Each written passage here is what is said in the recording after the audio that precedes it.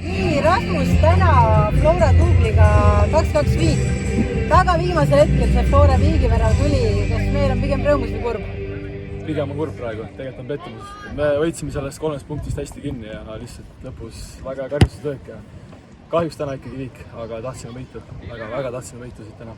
No mõlemad Flora väravad tegelikult väga ilusad kauglöögid, et oli üldse midagi, mida oleks saanud teha teistmoodi, et need ära hoida? Eks ikka saab nii väravad ära hoida, aga mõlemad väga head väravad. Esimene täpselt risti, teine samamoodi. Hea välistustöök, aga jällegi, et oleksime selle karistustöögi jätnud olemata, oleks võib-olla 2-1 meil, aga need on ainult oleksid, nii et tegelikult tuleb ikkagi selle punktiga rahuldada.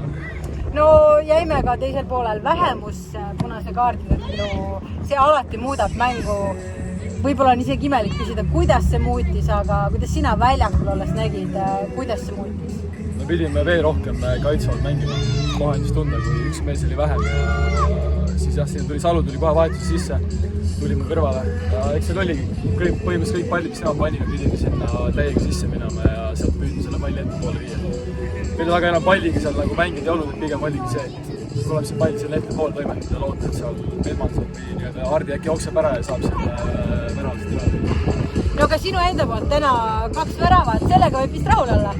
Sellega võib rahul olla, aga lõpuks ikkagi see, mis kipitab, on see, et võitlus. No aga ikkagi keskkaitsjana väga tihti 2 väravat mängus ei löö. Oled tõesti sel hooajal korra teinud selle triki juba ära, aga see on äge, et Muki poolt mõlemal korral hea pall ette. Kas olid lihtsalt õigel ajal õiges kohas või midagi rohkemat sinu poolt täna ka? Selle esimese puhul oli seal Flora mängija väike puude seal vahel ja see õppus ise vist äkki rinnaga oli seda värava. Aga teise puhul väga hea pall ja mind jääb täiesti üksi ja läks pidi pea vahel. Väga hea, järgmisena ootab meid ees võõrsil Viimsi, sul tuttav klubi.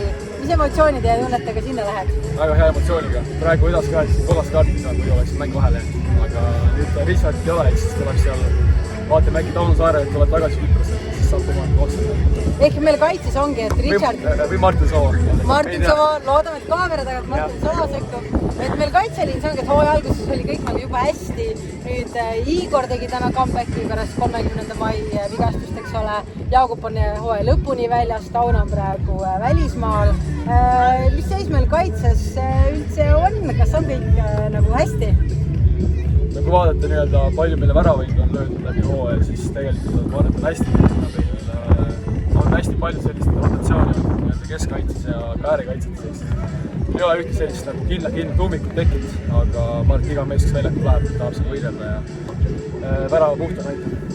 Ja sul nüüd võõrsil Viimsi vastu sinu endine koduväljak, kas sinna lähed ka kuidagi teistmoodi või ikkagi mäletad, et sul on Velko Särk seljas ja lähed täiega panema? Ikka lähen täiega panema. Väga tore, loodame siis, et läheb hästi ja edu järgmiseks mänguks.